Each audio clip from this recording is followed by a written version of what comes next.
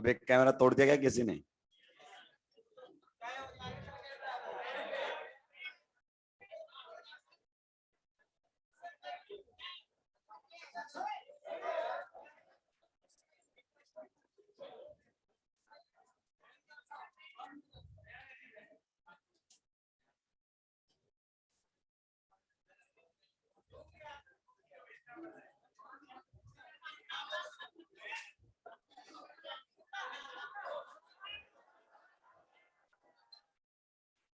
सारे सेलिब्रिटी बन रहे हैं।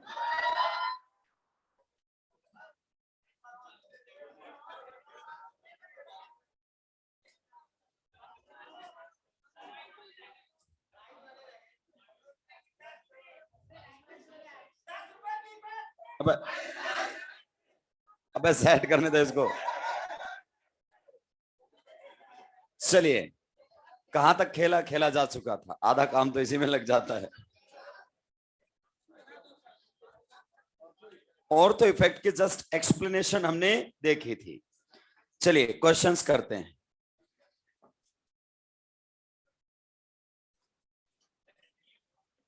क्या नीचे गिर सकता है? पैंट कैसे नीचे गिर जाएगा राक्षस?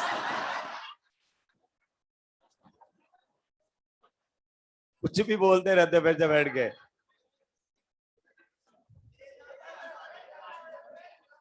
कहां कहां तुम्हारी निगाहें हैं?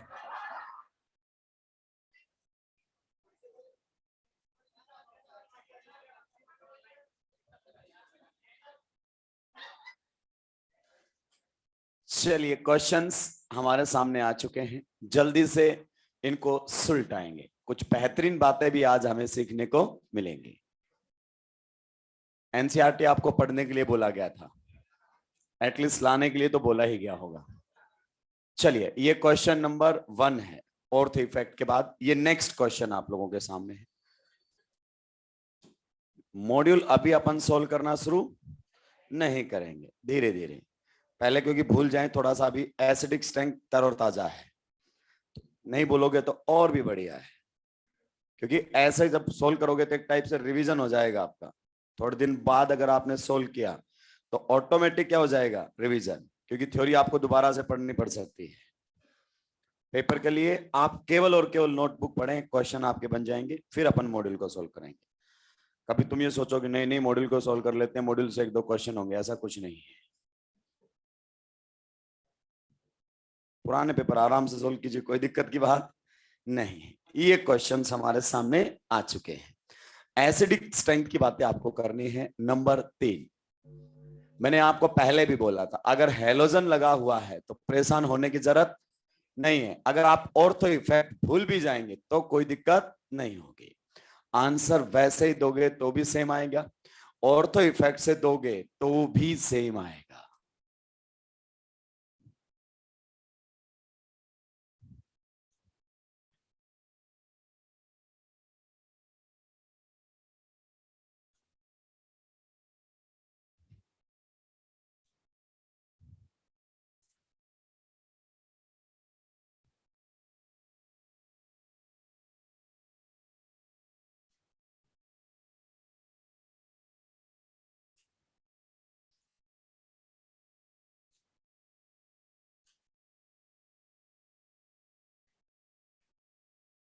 क्वेश्चन नंबर जो 4 है उसके आप 2 आंसर देंगे। कितने आंसर्स देंगे? 2।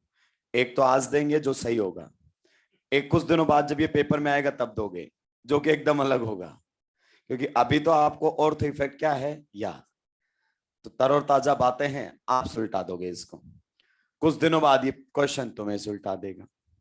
ऑर्थो इफेक्ट बोलता है कि आंसर पर जा, एक्सप्लेनेशन पूछने की कोशिश मत कर। What ever is the explanation, answer तक तुझे पहुंचा दूंगा। और यही इस कॉन्सेप्ट की ब्यूटी है भाई, यही खास बात है कि आपको आंसर तक लेकर जाता है। एक्सप्लेनेशन के पीछे मत दौड़, एक्सप्लेनेशन बोलता है बदलती रहेंगी, आंसर आंसर तेरा आता रहेगा सेम। क्या हो गया?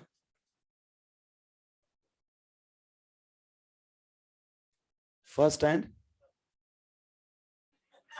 राक्षस। कौन सा बूंदी वाला रायता था कि कौन सा फ्रूट रायता था?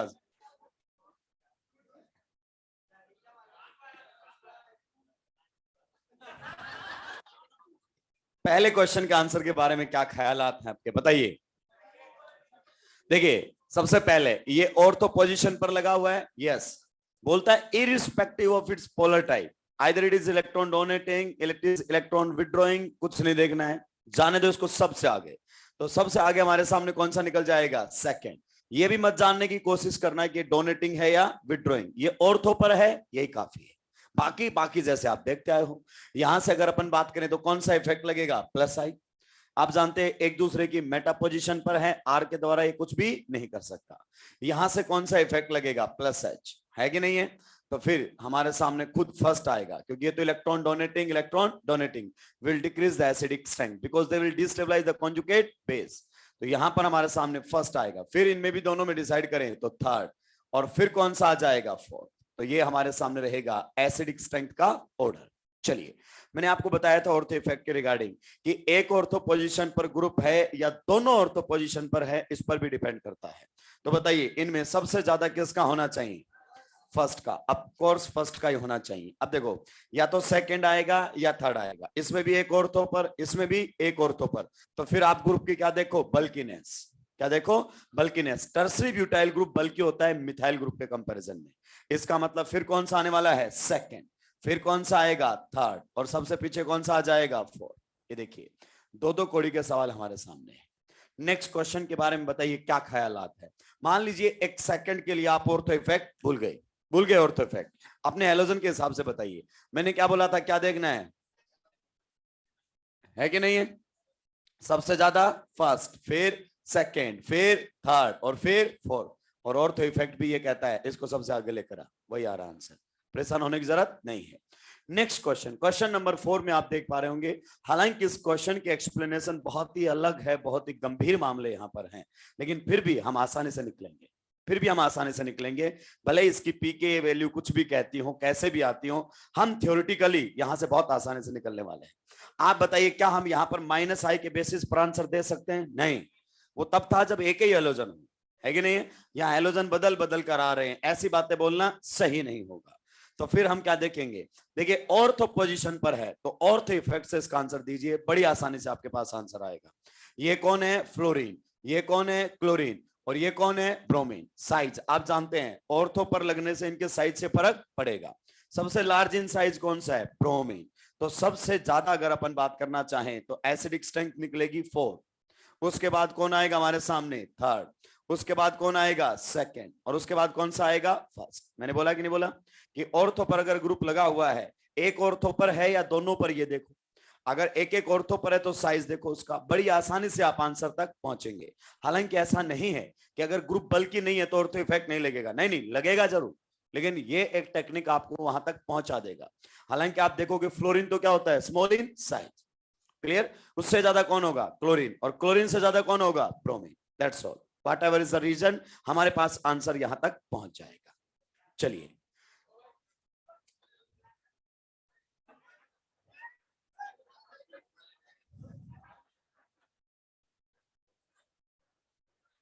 मैं क्या कहता हूँ, शाम वाली क्लासेस कैंसिल करो, या इनको लंच मत करवाओ, ब्रेकफास्ट करवाओ। राक्षसों को नशे में घूमते फिरते रहते हैं, और ये नए नए बच्चे आए, इनको तो पता भी नहीं है। मास्टर भी सारे ऐसे ही हैं, बच्चे भी सारे ऐसे ही हैं।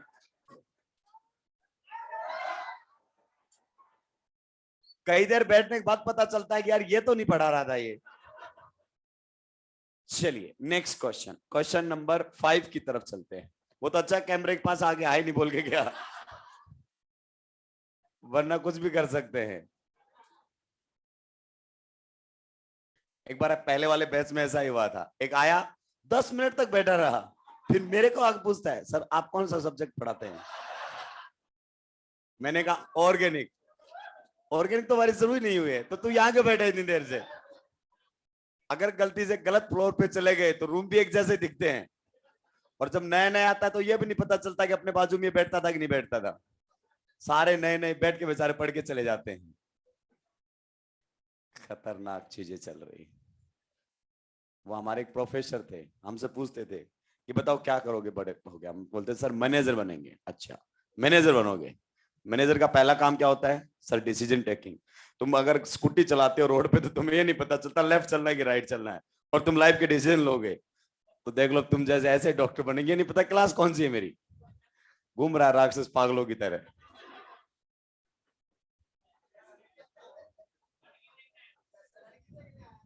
फिर तो धोखा हो गया उसके साथ।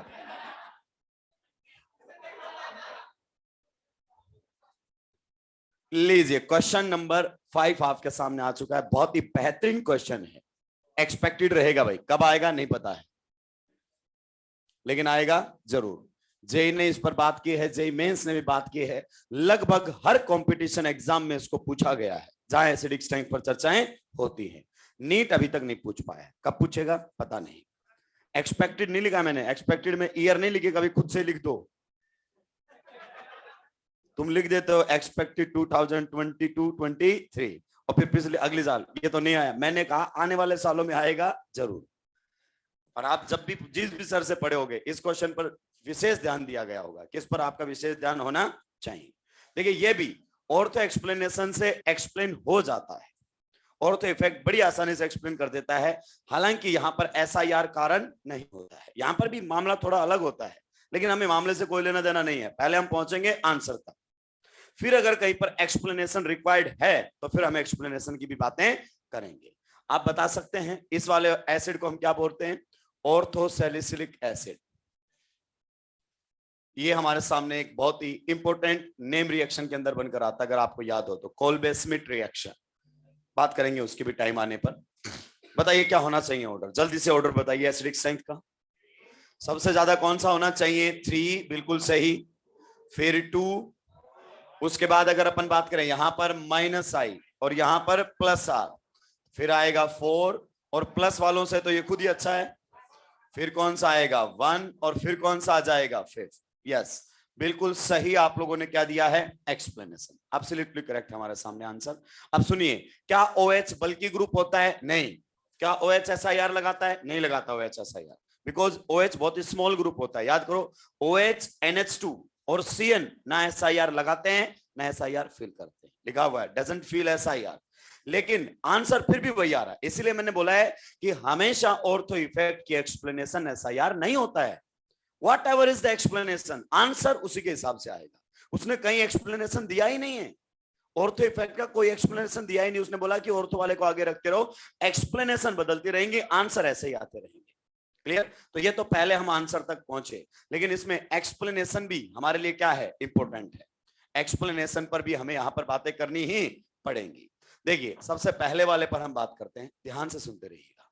इसके एक्सप्लेनेशन कहां से निकल कर आएगी? देखो इसका ये नहीं देखना है कि सर यहाँ +R लगा तो एसिडिक स्ट्रेंथ तो सबसे ज्यादा कम हो जानी चाहिए, इसमें तो 2 +R। पहले बोला था इलेक्ट्रॉन डोनेटिंग है, विड्रॉइंग है, देखना ही नहीं है। ऑर्थो पर है ठीक है, स्मॉल है बल्कि है नहीं देखना है, ऑर्थो से इफेक्ट लगाएगा, दैट्स ऑल। क्लियर? चलिए, अगर हमारे सामने ऑर्थोसैलिसिलिक एसिड की बातें होती हैं, किसकी बातें होती हैं? ऑर्थोसैलिसिलिक एसिड की बातें होती हैं। तो इस एसिड के अंदर भी अगर आप गौर से देखोगे तो 2 एसिडिक हाइड्रोजन आपको दिखाई देंगी। ये तो फिनोल वाला दिखेगा, अगर आप देखोगे तो ये कौन सा दिखेगा? कार्बोक्सिलिक एसिड वाला। तो इसे हम बोलते हैं ऑर्थोसैलिसिलिक एसिड। बताइए अगर आप इसका कॉन्जुगेट बेस बनाएं, क्या बनाएं? Conjugate base, then which acidic hydrogen should be remove. जब भी कॉन्जुगेट बेस बनाओगे मोस्ट एसिडिक हाइड्रोजन हटाना आपको। तो ये वाला मोस्ट एसिडिक है, कार्बोक्सिलिक एसिड वाला।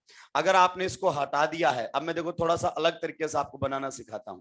अगर आपने इसको हटा दिया है तो यहां पर भी ऑक्सीजन है, यहां पर भी ऑक्सीजन, यहां क्या बनेगा? Negative charge. और वो नेगेटिव चार्ज क्या करेगा? रेजोनेंस करेगा कि नहीं करेगा? तो मैंने इस प्रकार से इसका हाइब्रिड बनाने की कोशिश की है, और यहां पर मैंने हाइड्रोजन बॉन्डिंग को दिखाया है। ये देखिए ये रहा। क्लियर? और ओवरऑल कई बार यहां ऐसे -1 दिखा दिया जाता है, ये नया तरीका है, हमें पता होना चाहिए। मतलब इन दोनों पर मिलाकर क्या आना चाहिए? -1 चार्ज आना चाहिए। आप जानते हैं चार्ज टोटल क्या होना चाहिए? कांस्टेंट होना चाहिए। तो यहां पर भी, यहां अगर अपन बात करना चाहें तो यहां रहेगा पार्शियल नेगेटिव, यहां पर रहेगा पार्शियल पॉजिटिव, यहां पर पार्शियल पॉजिटिव, यहां पार्शियल नेगेटिव। यहां पर भी इंट्रामोलिकुलर हाइड्रोजन बॉन्डिंग है, और इसके कॉन्जुगेट बेस के अंदर भी इंट्रामोलिकुलर हाइड्रोजन बॉन्डिंग है। बट इसके कॉन्जुगेट बेस में इंट्रामोलिकुलर हाइड्रोजन बॉन्डिंग बेटर है। क्यों? क्योंकि यहां पर जो चार्ज का मैग्नीट्यूड मिलेगा ना, वो इससे क्या मिलेगा? ज्यादा मिलेगा। क्या मिलेगा? ज्यादा। तो यहां पर अच्छी हाइड्रोजन बॉन्डिंग होगी। और मैंने बताया था जिसके कॉन्जुगेट बेस ज्यादा एच बॉन्डिंग स्टेबलाइज्ड हो as compare to its acid, such type of hydrogen bonding increases acidic strength. तो यहां पर इंट्रामोलिकुलर एच बॉन्डिंग है, यस। यहां पर अगर अपन बात करें तो इंट्रामोलिकुलर क्या दिखाई देगी आपको? H bonding. लेकिन इसके कॉन्जुगेट बेस में क्या दिखाई देगी? Better intramolecular H bonding. क्या दिखाई देगी? Better intramolecular H bonding.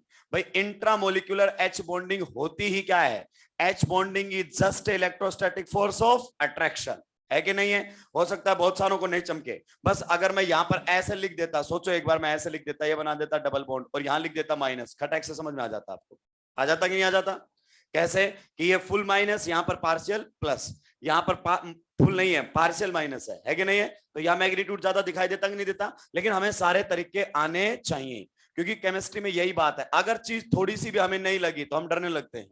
तो मैंने उसको ऊपर लिख दिया कि कुल मिलाकर -1 होना चाहिए। अगर हम दूसरे वाले की बात करते हैं तो दूसरे वाले में तो आपको गजब की ही हाइड्रोजन बॉन्डिंग दिखाई देगी। देखिए इसमें अगर अपन बात करें तो खतरनाक आपको हाइड्रोजन बॉन्डिंग दिखाई देने वाली है। इसमें यहां से भी आपको हाइड्रोजन बॉन्डिंग दिखाई देगी, यहां से भी हाइड्रोजन बॉन्डिंग दिखाई देगी। इसके एसिड में भी एच बॉन्डिंग है और इसके कॉन्जुगेट बेस के अंदर भी आपको एच बॉन्डिंग दिखाई देगी। लेकिन कॉन्जुगेट बेस के अंदर और भी बेटर एच बॉन्डिंग आपको दिखाई देने वाली है। अगर एसिड में भी है और बेस में भी है तो डेफिनेटली बेस में अच्छी मिलेगी, परेशान होने की जरूरत नहीं है। और इस टाइप की एच बॉन्डिंग एसिडिक स्ट्रेंथ को क्या करेगी? इंक्रीज करेगी। देखिए यहां पर अगर अपन बात करें तो फिर से वैसे ही मैंने लिख दिया है। यहां पर क्या आपको इंट्रामोलिकुलर हाइड्रोजन बॉन्डिंग देखने को मिलेगा? यस। यहां पर क्या आपको इंट्रामोलिकुलर हाइड्रोजन बॉन्डिंग देखने को मिलेगा? यस। बताइए टोटल कितना चार्ज आएगा? -1 लिख दिया मैंने ऊपर। ये हमारे सामने क्या बनकर आ गया है? Conjugate base. एसिड के अंदर हाइड्रोजन बॉन्डिंग है, यस। अगर बेस की बात करें क्या उसमें भी है? यस। तो बेस के अंदर बेटर इंट्रामोलिकुलर हाइड्रोजन बॉन्डिंग है as compare to acid, and such kind of hydrogen bonding increases acidic strength. Such kind of hydrogen bonding increases acidic strength. मान लीजिए कल आपसे इसका एक्सप्लेनेशन मांग ले कि बताइए कि थर्ड वाले में एसिडिक स्ट्रेंथ सबसे ज्यादा क्यों है, तो हमें आंसर क्या देना पड़ेगा? क्योंकि थर्ड वाला का कॉन्जुगेट बेस सबसे ज्यादा एच बॉन्डिंग स्टेबलाइज्ड है। फिर कौन सा आएगा हमारे सामने? सेकंड वाला। बाकी में ऐसा कुछ देखने को हमें नहीं मिला है। मैंने बोला ना what ever is the explanation, answer पहले हमारे पास आ चुका है, अब हमें उस आंसर की एक्सप्लेनेशन देनी है। और एक्सप्लेनेशन क्या रहेगी? Hydrogen bonding. क्योंकि ये क्वेश्चन जेई के अंदर आ चुका है, ये क्वेश्चन जेई मेंस ने भी पूछा है और ये हमारा एग्जामिनर भी पूछ सकता है। और क्या पता स्टेटमेंट टाइप क्वेश्चन डाल दे। क्या डाल दे? Statement type. तो हमें एक्सप्लेनेशन भी पता होना चाहिए। देखिए आंसर तक तो मैं यहीं से पहुंच गया था, अब ये जो 5 मिनट लगे हैं इस आंसर को एक्सप्लेन करने के लिए लगी हैं, क्योंकि जब तक एग्जामिनर पैटर्न डिसाइड करके नहीं देता ना तब तक हमें फुली प्रिपेयर्ड रहना पड़ेगा। आई बात समझ में? छापिए, आगे बढ़ूंगा। तो हाइड्रोजन बॉन्डिंग अगर कॉन्जुगेट बेस में हाइड्रोजन बॉन्डिंग होती है तो वो एसिडिक स्ट्रेंथ को बढ़ाएगी। अगर आपका conjugate base H bonding stabilized है तो definitely it will increase the acidic strength. अगर हाइड्रोजन बॉन्डिंग केवल एसिड में है और बेस में नहीं है, बेस का मतलब कॉन्जुगेट बेस H प्लस कटने के बाद, तो वो हाइड्रोजन बॉन्डिंग एसिडिक स्ट्रेंथ को कम करती है। एग्जांपल हमारे सामने था ऑर्थोनाइट्रोफिनॉल। तो कल ऐसा भी डाल सकता है कि बताइए किस किस में intramolecular H bonding acidic strength को बढ़ा रही है, किस किस में घटा रही है। तो हमें पता होना चाहिए। नीट यही बोलता है कि तू घर से सोच के आ, यहां तो आंसर पर टिक लगा सीधा। ऑर्गेनिक और इनऑर्गेनिक का सिंपल सा फंडा चलता है, if you know you can answer, if you don't know don't even try.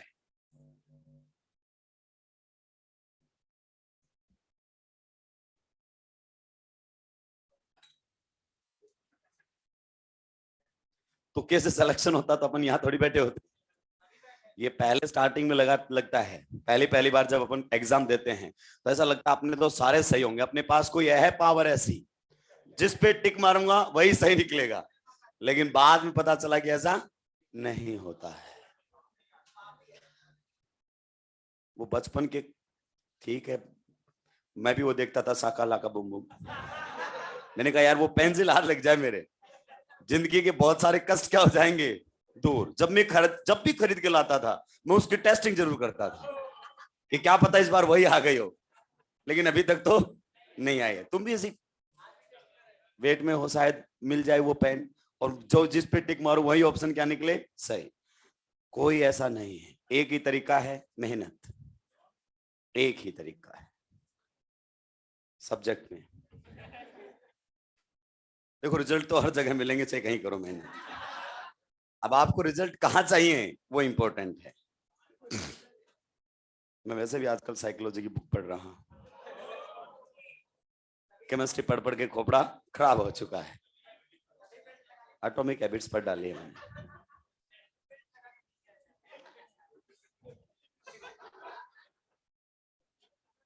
नहीं बेल्ट तो क्या, पैंट टाइट और बेल्ट ढीली थी तो ऐसे लटक रही थी, मैंने कहा वो सरेआम बेइज्जती होगी। आजकल की जनरेशन बहुत अलग है, क्या जूते पहने हैं, क्या घड़ी पहनी है, पैंट कैसी फैशन की सिलवाई है, बाल कैसे कटवाए हैं। पढ़ाई पे कोई ध्यान नहीं देता है कि कितना बढ़िया पढ़ा है, सेकेंडरी है वो। क्या है, सेकेंडरी। पहला मास्टर कैसा दिख रहा है ये बहुत इंपॉर्टेंट है। चलिए नेक्स्ट एक क्वेश्चन है, अब उसका आंसर सही है कि गलत है मुझे नहीं पता, लेकिन वो आपके सामने आता रहेगा। हाँ ये तो है कि इसमें और तो इफेक्ट तो नहीं लगेगा, क्योंकि जब तक किसी की पी के वैल्यू हमारे पास ना हो तब तक हम उस पर बात नहीं कर सकते। ये जितने भी क्वेश्चंस आपको करवाए गए हैं, पहले इनकी पी के वैल्यू क्या की गई है, क्रॉस वेरीफाई की गई है, फिर उन्हीं क्वेश्चंस को लाया गया है थ्योरेटिकली एक्सप्लेन करने के लिए। ये है नंबर 1, ये है नंबर 2 और ये है नंबर 3। बताइए क्या कहना है आपका एसिडिक स्ट्रेंथ के बारे में, बताइए। यहां पर लगा दोगे और तो इफेक्ट, ये साइक्लोहेक्सेन है, बेंजीन नहीं है। ये कोई प्लस आर नहीं लगा रहा था जो आपने इस पर SIR लगा दिया। SIR का मतलब क्या होता है, स्टेरिक इनहिबिशन ऑफ रेजोनेंस, उसमें था ही नहीं पहले कभी।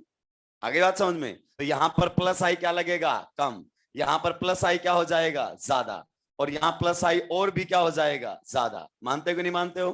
तो सबसे ज्यादा एसिडिक कौन सा निकलेगा, फर्स्ट, फिर कौन सा निकलेगा, सेकंड, फिर कौन सा निकलेगा, थर्ड। अब ऐसा आंसर आता है, आई एम नॉट 100% श्योर, लेकिन आपको आए तो ऐसा ही आंसर कुछ बताना है। क्लियर। चलिए नेक्स्ट अब जो बातें करेंगे वो होंगी शानदार बातें। कैसी बातें होंगी, शानदार खतरनाक बातें। एक बार मुझे एनसीईआरटी दे दीजिए। आप लोगों के पास भी एनसीईआरटी होगी, लाने के लिए बोला था, कहां ला के लेके आते हो तुम, सुनते नहीं हो किसी की। लाओ, सारी अंडरलाइन कर रखी है। नहीं इसके तो नहीं है। देखिए पेज नंबर 381 पर आ जाए जल्दी से, पेज नंबर 381 पर एसिडिक स्ट्रेंथ का एक लंबा चौड़ा ऑर्डर लिखा हुआ है, लिखा हुआ है। पहले उसने -I को समझाने की कोशिश की है, -I का ऑर्डर लिखा है। पहुंचे क्या, page number 381 aldehyde ketone chapter में पहुंचा एसिडिक स्ट्रेंथ के ऑर्डर पर। बहुत स्लो हो, 20 मिनट क्या बढ़ गए, तुम तो एकदम स्लो हो गए हो। चलिए मिला क्या, उसने बोला है फिनाइल से ज्यादा -I आयोडीन का होता है, पहले क्लियर कर चुका हूं, सिंगल एटम्स का ज्यादा होता है कि नहीं होता है। फिर I से ज्यादा Br से ज्यादा Cl से ज्यादा F, और F से ज्यादा Cn से ज्यादा NO2, और NO2 से ज्यादा CF3 होता है। होगा ही होगा। क्यों होगा CF3 का, क्योंकि 3 फ्लोरीन लगे हुए हैं। आप जानते हैं I इफेक्ट किस पर डिपेंड करता है, DNP। तो उसमें N की वैल्यू कितने है, CF3 में 3, तो जाहिर सी बात है -I क्या लगाएगा, ज्यादा लगाएगा। फिर उसने एक एसिडिक स्ट्रेंथ का ऑर्डर भी लिखा है, बहुत सारा आपने देखा होगा, डिक्रीजिंग ऑर्डर लिख रहा है। इसमें केवल एक है जो आपको थोड़ा सा अजीब सा लगेगा, सेकेंड रो में फॉर्मिक एसिड को 3-क्लोरोप्रोपेनिक एसिड से आगे लिखा हुआ है, फॉर्मिक एसिड को 3-क्लोरोप्रोपेनिक एसिड से आगे लिखा हुआ है। हालांकि यहां पर Cl का कैसा इफेक्ट लगना चाहिए था, -I। ये चाहो तो आप रट लो, बाकी ये कहीं पूछा नहीं गया है और पूछा भी नहीं जाएगा, ऐसी कोई बातें नहीं होगी। अब इससे शानदार बात नीचे लिखी हुई है, नीचे वाले पैराग्राफ में, इसके जस्ट बाद, direct attachment of group such as phenyl and vinyl to the carboxylic acid. पढ़िए इसके, direct attachment of group such as phenyl और vinyl to the carboxylic acid increases the acidity of the corresponding carboxylic acid. कि direct vinyl या phenyl group आप जोड़ते हैं तो वो एसिडिक स्ट्रेंथ को बढ़ा देता है। बोल रहा है contrary to the decrease expected due to the resonance effect। हम तो ऐसा सोच रहे थे कि रेजोनेंस इफेक्ट से घटनी, +R लगाएगा ये तो, लेकिन ये तो बढ़ा रहा है। नीचे उसने समझाया भी है कि देखो विनाइल ग्रुप का +R लग रहा है, विनाइल ग्रुप का क्या लग रहा है, प्लस आर। तो एसिडिक स्ट्रेंथ कम होनी चाहिए थी, लेकिन इसकी तो एसिडिक स्ट्रेंथ हमें उल्टी क्या मिली है, बढ़ी हुई मिली है। ये एनसीईआरटी समझाता है, और यहां से एम्स में क्वेश्चन आ चुका है, यहां से जेईई एडवांस के अंदर क्वेश्चन आ चुका है। जिस क्वेश्चन को आपने जिंदगी में सबसे हल्के में लिया है, उसको एनसीईआरटी ने एक्सप्लेन किया है, और आप किस पर ले गए, पीके वैल्यू पर ले गए, सीधा पीके वैल्यू पर। कौन से क्वेश्चन की बात कर रहे हो सर, मैं बात कर रहा हूं formic acid, acetic acid and benzoic acid के। आप जानते हैं उनका आंसर, आप पहले से भी जानते हैं, थोड़ी सी जगह छोड़कर अब इसको लिखना है। 3 एसिड आपके सामने आ रहे हैं, फॉर्मिक एसिड, फिर अगर अपन बात करना चाहें बेंजोइक एसिड। पहले आपको एज नॉर्मल सोचना है, तभी चीजें समझ में आएंगी। ये हमारे सामने है बेंजोइक एसिड, और फिर अगर अपन बात करें तो एसिटिक एसिड हमारे सामने दिया हुआ है। ये 3 एसिड दिए हुए हैं, और इनके एसिडिक स्ट्रेंथ पर कई जगह चर्चाएं हो चुकी हैं और चर्चाएं होती रहेंगी। बता सकते हैं इसको क्या बोलते हैं, इसको बोलते हैं भाई लोगों हम फॉर्मिक एसिड। एग्री करते हो, यस। इसको क्या बोलते हैं, बेंजोइक एसिड। ये हमारे सामने रहेगा बेंजोइक एसिड, और उसके बाद अगर अपन बात करें तो ये रहेगा एसिटिक एसिड। क्या रहेगा, एसिटिक एसिड। अब मेरी बात को ध्यान से सुनना, कमाल की बात मैं आपको बताने वाला हूं, खतरनाक बातें। पहले क्लियर कर दिया ना कि एनसीईआरटी के दायरे में हूं, क्यों, क्योंकि अगर मैं जो बातें बताऊंगा ना आपको लगेगा कि एनसीईआरटी की बात नहीं है, लेकिन एनसीईआरटी वाला सबका पापा है, बहुत स्कोप छोड़कर चलता है, जब चाहे रायते की तरह फैला सकता हमको, जब चाहे, क्योंकि उसने सारी बातें लिखी हैं, और लिखता ऐसे है कि समझ नहीं पाए। खुद बोल गया ना कैसा लगना चाहिए था, घटना चाहिए, लेकिन बढ़ जाता है, एक्सप्लेन नहीं किया कि जब आएगा जब मैं कर दूंगा, अभी तुम पढ़ लो। देखिए अगर एज यूजुअल हम सोचें तो एसिडिक स्ट्रेंथ, देखिए इस ग्रुप का कैसा इफेक्ट लगेगा, नील बटे सन्नाटा। आप जानते हैं इसका कैसा इफेक्ट है, 2 इफेक्ट है, प्लस आर से इलेक्ट्रॉन दे रहा है और माइनस आई से इलेक्ट्रॉन ले रहा है। मानते कि नहीं मानते हैं, तो इसमें 2 इफेक्ट लग रहे हैं। डोमिनेटिव इफेक्ट कौन सा है इसका, plus R, definitely dominative effect plus R. फिर अगर अपन बात करना चाहें तो इसका एक ही इफेक्ट लग रहा है, प्लस आई। अगर एज यूजुअल हम एक्सपेक्ट करते तो सबसे ज्यादा एसिडिक कौन सा होना चाहिए था, फर्स्ट, उसके बाद कौन सा होना चाहिए था, थर्ड, और उसके बाद अगर अपन बात करना चाहें तो कौन सा आना चाहिए था, सेकंड। अगर ऐसा ऑर्डर आता तो हमें कहीं कोई तकलीफ नहीं होती, लेकिन ये ऑर्डर आता नहीं है। ये जो ऑर्डर हमने लिखा है ये पी के ए वैल्यू से मैच नहीं करता। तो हुआ क्या, होता यह है कि सबसे ज्यादा फॉर्मिक, और फॉर्मिक के बाद आता है बेंजोइक, और बेंजोइक के बाद आता है एसिटिक एसिड। ये आंसर आता है। सोचिए इतनी भारी चीज को आप पी के वैल्यू से याद करके चल रहे थे जिंदगी भर, तुम्हें क्या लगता है यही क्वेश्चन आएगा, केवल यही क्वेश्चन आएगा? नहीं, क्वेश्चन आने अभी भी बाकी है। ध्यान से सुनते रहना, तबियत से सुनते रहना। अब एनसीईआरटी वाली बात पर आ जाऊं, पहले क्वेश्चंस करवा देता हूं। यानी कि ये हमारे सामने है फॉर्मिक एसिड नंबर 1। फिर अगर अपन बात करना चाहें तो ये हमारे सामने आ गया, मान लीजिए एसिटिक एसिड। कौन सा एसिड आ गया है, एसिटिक एसिड, सेकंड। और ये लो जो एनसीईआरटी ने बोला है विनाइल ग्रुप लगा दिया है। क्या लगा दिया है, विनाइल ग्रुप हमने यहां पर लगा दिया है। वैसे तो इसको एक्राइलिक एसिड के नाम से जाना जाता है। ये नंबर 3 हमारे सामने है। अब सुनो एक बात, हमें अभी तक क्या ऑब्जर्व हो रही है, हमें ये ऑब्जर्व हो रही है कि इसमें तो कोई इफेक्ट नहीं है, और इसमें कैसा इफेक्ट है, इलेक्ट्रॉन डोनेटिंग, और इसमें भी कैसा है, डोनेटिंग, फिर भी इसकी एसिडिक स्ट्रेंथ क्या रही है, ज्यादा। अभी तक का रिजल्ट देखकर आपको क्या लगता है, क्या आंसर आना चाहिए? देखो सर एज यूजुअल सोचे ना तो सबसे ज्यादा तो फर्स्ट होना ही चाहिए, बिल्कुल होना चाहिए, क्योंकि हाइड्रोजन नील बटे सन्नाटा है, क्लियर। उसके बाद आना कौन सा चाहिए था, सेकंड, लेकिन हमें पता आएगा नहीं, ऊपर वाले से पता चल चुका है कौन आएगा फिर हमारे सामने, थर्ड, और फिर कौन सा आएगा, सेकंड। क्या आप इस बात को ऑब्जर्व कर पा रहे हैं, क्या इस बात को आप ऑब्जर्व कर पा रहे हैं? यानी कि ये कौन सा ग्रुप है हमारे सामने जो आपने लगा रखा है, ये एल्काइल ग्रुप है। ध्यान से सुनता जा, कैसा ग्रुप है, एल्काइल। यहां पर भी ये कौन सा ग्रुप है, एल्काइल। पहले आप जो ट्रेंड है उसको, ट्रेंड को फॉलो करो, फिर आएगा एक्सप्लेनेशन समझ में।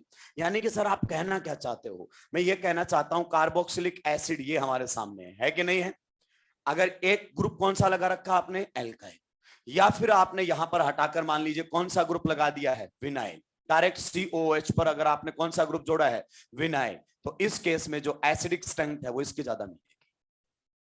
एल्काइल पर कोई विड्रॉइंग मत लगा देना, ना ना ना ना, एल्काइल का मतलब प्लस आई वाला होना चाहिए, माइनस आई वाला नहीं होना चाहिए, क्लियर। अभी फिर और क्या ट्रेंड हमें फॉलो होगा, जो एनसीईआरटी कह रहा है पहले उसकी बात समझ लेते हैं। एनसीईआरटी ये कह रहा है ये एल्काइल है, ठीक है, और यहां पर क्या लगाई आप, फिनाइल। तो फिनाइल वाले की एसिडिक स्ट्रेंथ ज्यादा आएगी, हालांकि क्या आनी चाहिए थी, हाँ, पहले उसकी बात समझ में आई, उसने बोला contrary to contrary expected to be decreased, decrease हमें एक्सपेक्ट हुई थी लेकिन आती क्या है, ज्यादा। पहले इस रिजल्ट को दिमाग में उतारिए कि मामला कुछ ऐसा रहने वाला है। अब सुनना ध्यान से सुने। क्वेश्चन मैं आपको और देता हूं। ये हमारे सामने है फॉर्मिक एसिड, है कि नहीं है? बिल्कुल सही। ये हमारे सामने है CF3, है कि नहीं है? यहां पर लगा दिया है OH। और फिर अगर अपन बात करना चाहें तो हमने लगा दिया है बेंजोइक एसिड। क्या एक्सपेक्ट करते हैं आप, क्या आंसर आना चाहिए? इसको होल्ड करेंगे, क्या करेंगे? होल्ड। एक्सप्लेनेशन के बाद आंसर देंगे। पहले मैं आपको चीजें एक्सप्लेन करूंगा और एक्सप्लेन करने के बाद आप खतरनाक तरीके से इस क्वेश्चन को झटके से निकाल ले जाएंगे। पहले यहां तक छापिए, पहले यहां तक छापने नहीं, अभी बात बनी नहीं है। अभी जो मुद्दे की बात है वहां पर हम आए नहीं हैं।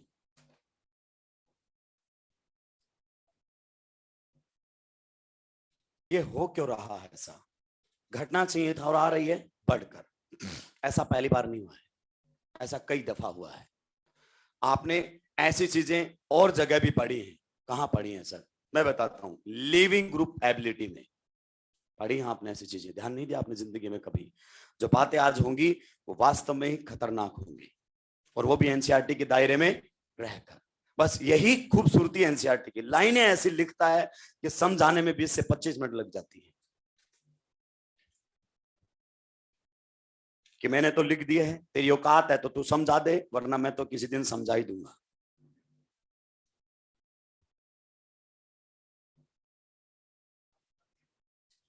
समझाना ही पड़ेगा क्योंकि अब अपनी और उम्र बची नहीं है।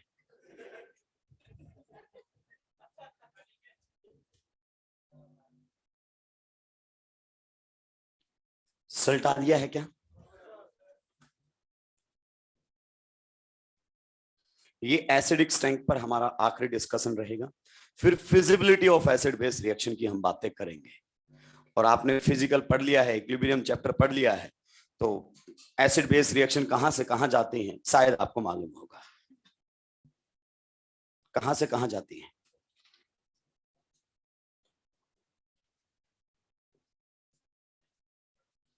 क्वेश्चन पूछिए सर। ये क्वेश्चन ही है कि इक्विलिब्रियम किधर शिफ्ट होता है एसिड बेस रिएक्शन का? फॉरवर्ड। दो चीजें सुनिए, फॉरवर्ड बैकवर्ड। पहले फॉरवर्ड बोलेंगे, सही लगा तो अच्छा है, वरना बैकवर्ड बोल देंगे। ऑर्गेनिक में भी आंसर फिक्स है। कुछ भी नहीं होता तो बच्चा बोलता है सबसे पहले रेजोनेंस, मास्टर बोलता नहीं, रेजोनेंस नहीं। एरोमेटिसिटी नहीं, हाइड्रोजन बॉन्डिंग, एमओटी। सर इनमें से तो कोई ना कोई एक्सप्लेनेशन होनी चाहिए। 4-5 फिक्स हथियार हैं। Back bonding. चलिए अब बढ़ते हैं आगे और देखते हैं इसकी एक्सप्लेनेशन। क्या देखते हैं? एक्सप्लेनेशन। ध्यान से सुनना भाई मेरी बात को, ध्यान से, तबीयत से। ये थोड़ी सी जो बातें हैं, ये बातें थोड़ी सी कैसी हैं? डेटाबेस है, और इनको थ्योरेटिकली लिंक करना बेहद जरूरी है। ध्यान से सुनना। जब आप इसका कॉन्जुगेट क्या बनाते हैं? कॉन्जुगेट बेस बनाते हैं। तो कॉन्जुगेट बेस हमारे सामने कुछ इस टाइप का बनकर आएगा। ये देखिए, साथ में क्या बनेगा? H+। यहां पर जो आपका एल्काइल ग्रुप है कैसा इफेक्ट लगाएगा? +I। बताइए, +I लगाकर इसको स्टेबलाइज करता है या डिस्टेबलाइज? डेफिनेटली। और क्या ये +I इसके इक्विवेलेंट रेजोनेंस में किसी प्रकार की कोई भी दखलंदाजी देगा? नहीं, रेजोनेंस में कोई दखलंदाजी नहीं देता है ये। तो यहां पर ये बेहतरीन +I इफेक्ट लगाता हुआ नजर आता है। नेक्स्ट अगर अपन बात करना चाहें तो हमारे सामने है बेंजोइक एसिड। कल मॉर्निंग में पीएमपी सर का डाउट काउंटर टाइम 10 से 12 रहेगा, सेकंड फ्लोर 10 से 12 पीएमपी सर। चलिए, इन शॉर्ट है ये। अब सुनो ध्यान से, गंभीर बातें चल रही, ध्यान से सुनो। ये हमारे सामने कौन है? Benzoic acid. तबीयत से सुनते रहना भाई, तबीयत से, वरना रिजल्ट तो आपको याद हो ही चुका है। अगर अपन इसका भी कॉन्जुगेट बेस बना देते हैं, क्योंकि एग्जामिनर होता है सातिर, जरूरी नहीं है एसिडिक स्ट्रेंथ पूछे, वो एनायन की स्टेबिलिटी पूछ लेगा, सुन जाएगा हमें। अगर हमारे सामने इसका कॉन्जुगेट बेस बनकर आएगा तो कुछ इस टाइप का रहेगा। यस। आप बताइए यहां पर बेंजीन का कैसा कैसा इफेक्ट काम करेगा? बेंजीन के दो इफेक्ट काम करेंगे। एक तो बेंजीन यहां कैसा इफेक्ट लगाने की कोशिश करेगा? +R। और अपने +R की वजह से वो इक्विवेलेंट रेजोनेंस के अंदर दखलंदाजी देगा। ये नेगेटिव के साथ रेजोनेंस करना पसंद करेगा CO बॉन्ड। क्यों? क्योंकि उसके बाद जब रेजोनेटिंग स्ट्रक्चर बनेगी वो इक्विवेलेंट रेजोनेटिंग स्ट्रक्चर बनेगी, वो सेम एनर्जी की बनेगी, वो सेम स्टेबिलिटी की बनेगी, वो बेटर रेजोनेंस होता हुआ आपको नजर आएगा। लेकिन जैसे ही बेंजीन रेजोनेंस करेगा वो रेजोनेंस अच्छा नहीं होगा इसका। पहली बात देखिए, यहां पर कैसा बॉन्ड आएगा? डबल। यहां कैसा आएगा? माइनस। और यहां कैसा आएगा? प्लस। 4 सेपरेशन दिखेगा आपको। क्या दिखेगा? 4 सेपरेशन। इक्विवेलेंट रेजोनेंस को हम खत्म करके और क्या ला रहे हैं? 4 सेपरेशन। ये अच्छी बात नहीं है, यानी कि इस पर इसका प्लस आर कोई ज्यादा इफेक्टिवली काम करने वाला नहीं है। दूसरा इसका कैसा इफेक्ट लगेगा? दूसरा इफेक्ट इसका लगेगा जो कि सिग्मा बॉन्ड के थ्रू ये इलेक्ट्रॉन कैसा है? विड्रॉइंग। और प्लस आर के थ्रू इलेक्ट्रॉन कैसा है? डोनेटिंग। मेरी बात को ध्यान से सुनना, बहुत ही खतरनाक बात मैं आपको बताने वाला हूं। एक एल्काइल ग्रुप है जो प्लस आई से इलेक्ट्रॉन डोनेट कर रहा है, एक आपका विनाइल या फिर फिनाइल ग्रुप होगा जो माइनस आई से इलेक्ट्रॉन खींच रहा है और प्लस आर से इलेक्ट्रॉन दे रहा है। बताइए इसका ओवरऑल नेचर इलेक्ट्रॉन डोनेटिंग होना चाहिए या electron withdrawing? Definitely overall nature इसका इलेक्ट्रॉन डोनेटिंग ही है, क्योंकि अगर इलेक्ट्रॉन विड्रॉइंग ये होता तो फिर ये फॉर्मिक एसिड से भी ज्यादा एसिडिक होना चाहिए था। क्यों? क्योंकि हाइड्रोजन तो नील बटे सन्नाटा है। नो डाउट ये इलेक्ट्रॉन डोनेटिंग ही है।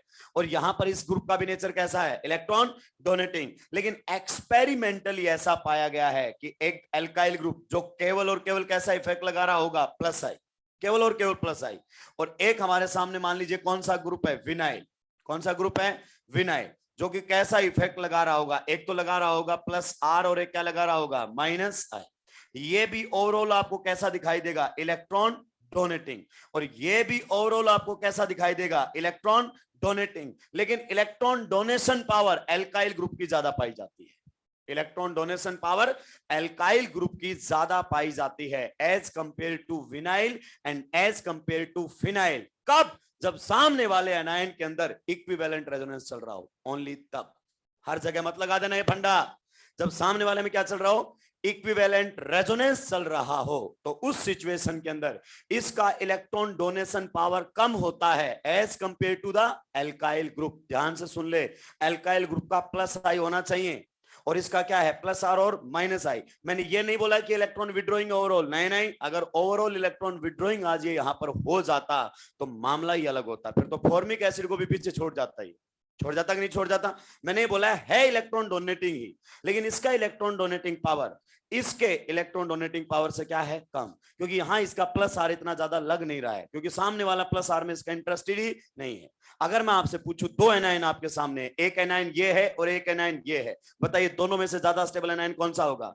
फर्स्ट वाला या सेकंड वाला? कौन सा होगा? ये वाला या ये वाला? भाई दिमाग से पैदल लोगों के नीचे कुछ लिखते हो, ऊपर कुछ बोलते हो।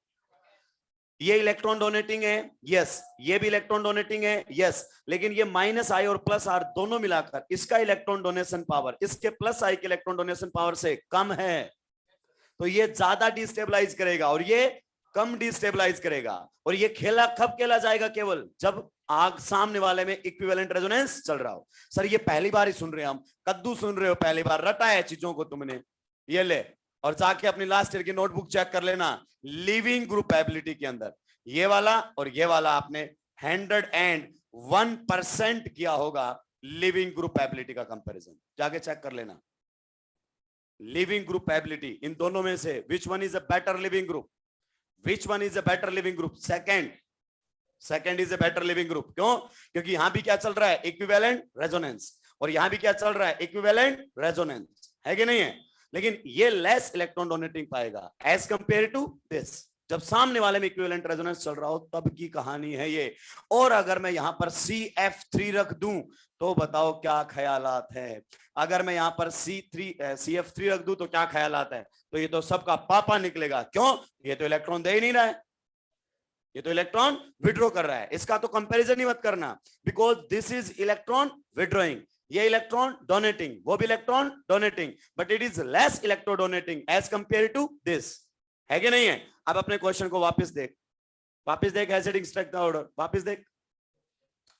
Formic acid, benzoic acid, acetic acid. Formic acid में H का नेचर बता, फॉर्मिक एसिड का नेचर बता। H का नील बटे सन्नाटा बता। फॉर्मिक, उसके बाद benzoic acid electron donating, yes. Acetic acid में वो भी electron donating, but which one is more electron donating? Alkyl group, इसलिए पीछे की जगह बेंजोइक आगे आ गया एसिडिक में। अब जो आखिरी क्वेश्चन जो आपको दिया था सोल्व करने के लिए, उसका आंसर देखो। आखिरी क्वेश्चन, बताइए क्या CF3 को इन जैसा मानोगे क्या? नहीं। आप जानते हैं विनाइल ग्रुप भी और आपका फिनाइल ग्रुप भी और एल्काइल ग्रुप भी कुल कुछ मिलाकर इलेक्ट्रॉन दे ही रहे हैं, लेकिन CF3 दे नहीं रहा, इलेक्ट्रॉन ले रहा है, वो तो इलेक्ट्रॉन विड्रॉइंग है। तो सबसे आगे कौन आएगा? CF3 वाला, फिर कौन आएगा? फॉर्मिक, और फिर कौन आएगा आपका? बेंजोइक एसिड, हाँ या ना? चलिए छापिए इसको जल्दी से। इंपॉर्टेंट ये है, ये जो पार्ट है ये खतरनाक है भाई, ये वाला जो पार्ट मैंने बताया है ये बहुत ही खतरनाक पार्ट है, बहुत ही खतरनाक पार्ट है। और इसी पार्ट पर क्वेश्चन पूछा गया जेई एडवांस, और जेई एडवांस से पहले क्वेश्चन पूछा एम्स ने। अगर आपके पास पिछले सालों के मॉड्यूल्स हैं तो उनके अंदर देखिए एम्स का क्वेश्चन आया हुआ एसिडिक स्टैंक में, पागल कर दिया था उस क्वेश्चन ने, और एनसीईआरटी के दायरे में रहकर पूछता है, हम ध्यान नहीं दिया कभी। इससे पहले तुमने सोचा एनसीईआरटी इतनी खतरनाक बात लिख रखी है? बस याद कर लिया हमने, फॉर्मिक, एसिटिक, बेंजोइक, पहले याद कर लिया। कब? प्लस आई के एप्लीकेशन में, इंडक्टिव इफेक्ट के एप्लीकेशन में याद कर लिया, पता ही नहीं लगा कि बेंजीन प्लस आर भी लगा सकता है।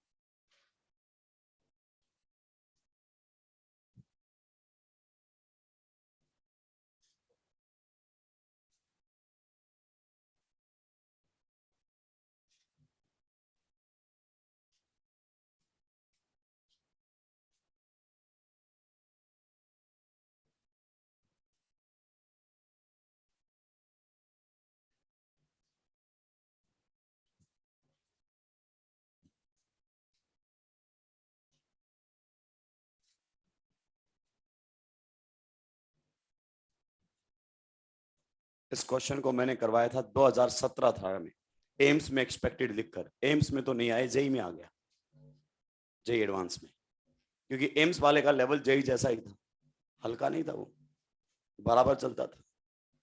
उसके जाने का सबसे ज्यादा दुख मुझे ही है, क्योंकि उसके पढ़ाने में जो मजा आता था एम्स में अलग ही। जब तक एम्स था एक तरफा राज था एलन का, देख लो लगातार रैंक निकालते दनादन दनादन। अब नीट का तो कोई भी कहीं से भी आ सकता है, क्वेश्चन ऐसा पूछता है 2+2 4, अब कहीं से भी दे देगा आंसर। जब क्वेश्चन आसान होता है तो फर्क ही नहीं पड़ता भाई, कोई पढ़ा ले, कैसा पढ़ा ले, लेकिन ऐसा नहीं है, आसान आया था तो आसान ही, गलती से अगर 2-4 क्वेश्चन ढंग के डाल दिए घुमा देगा। एम्स के क्वेश्चंस के आंसर नहीं निकलते लोगों से, पगला जाते हैं। और नीट का लेवल देखना हो तो देखो 2016 का पेपर उठा के, देखो 2013 का पेपर उठा के, बात भी नहीं करते, स्किप कर जाते उन क्वेश्चंस को। क्वेश्चन आपके सामने आ चुका है, इसकी भी एसिडिक स्टैंक के बारे में बात करेंगे। इनकी स्टेबिलिटी ऑर्डर बता सकते हो? यस, ये स्टेबिलिटी ऑर्डर होता है। जो बातें मैंने बोली हैं वो तभी वैलिड होंगी जिस एनाइन पर ये जुड़े हैं उसमें ऑलरेडी क्या चलना चाहिए? Equivalent resonance. जैसे इसके अंदर इक्विवेलेंट रेजोनेंस है, यस, इक्विवेलेंट रेजोनेंस है, यस, तो इंटरेस्टेड नहीं होता उसके साथ प्लस आर में।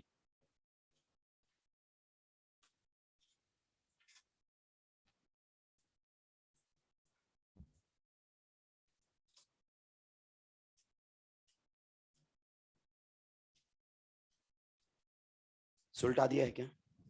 उस क्वेश्चन का जवाब दो। आखिरी क्वेश्चन जो लिखा हुआ है, एक बात तो आपको समझ में आ गई होगी अब तक कि 1 की सबसे कम होनी चाहिए, ये समझ में आ गई, बाकी मैं समझा लूंगा, परेशान होने की जरूरत नहीं है। आप सोचिए अगर इस क्वेश्चन को मैं इंडक्टिव इफेक्ट में करवा देता ना, तुम्हें हवा भी नहीं लगती और तुम राजी राजी आंसर दे जाते इसका, लेकिन जब क्वेश्चन तुम्हारे सामने आता तो वो तुम्हें हवा नहीं लगने देता। देखिए सबसे पहले अगर अपन बात करें, सबसे पीछे कौन मिलेगा? फर्स्ट, डेफिनेटली मिलना चाहिए, यस ऑफ कोर्स मिलेगा।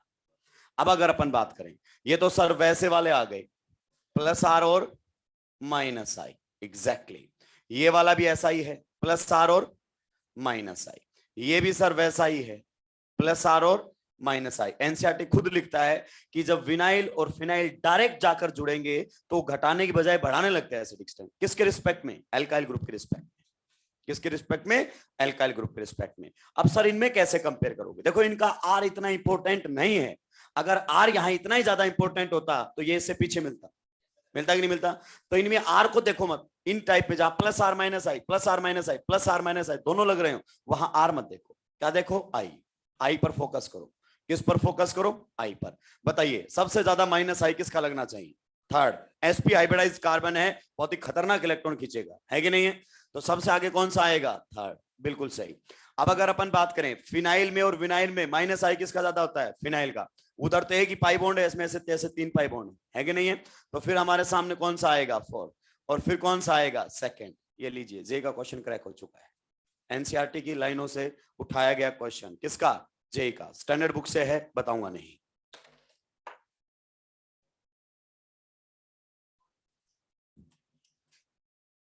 नहीं, उससे कोई फर्क नहीं पड़ रहा है। हो गया क्वेश्चन? एनसीईआरटी में जो चीजें आपको सबसे मुश्किल लगती थी क्लियर कर दी हैं। एसिडिक स्टैंक में जो लगता था कि उल्टा पुल्टा लिखा हुआ है, एनसीईआरटी ने कुछ नहीं लिखा उल्टा पुल्टा।